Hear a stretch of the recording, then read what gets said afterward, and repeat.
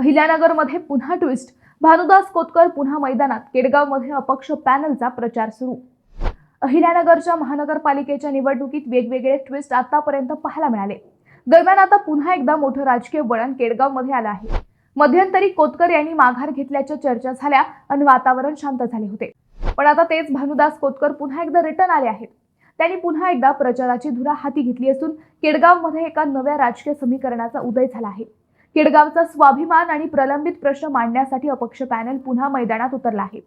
कोतकर यांनी त्यांच्या प्रचाराचा शुभारंभ केलाय.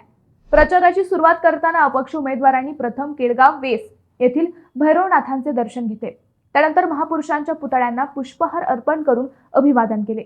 ग्रामदैवत रेणुका मातेच्या चरणी साकडे घालून केडगावच्या उज्ज्वल भविष्यासाठी शक्ती द्यावी अशी प्रार्थना करण्यात आली.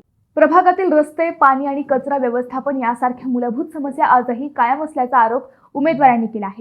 हा अपक्ष अर्ज केवळ निवडणुकीपुरता नसून केडगावच्या अस्तित्वाचा लढा आहे अशी भावना यावेळी व्यक्त करण्यात आली.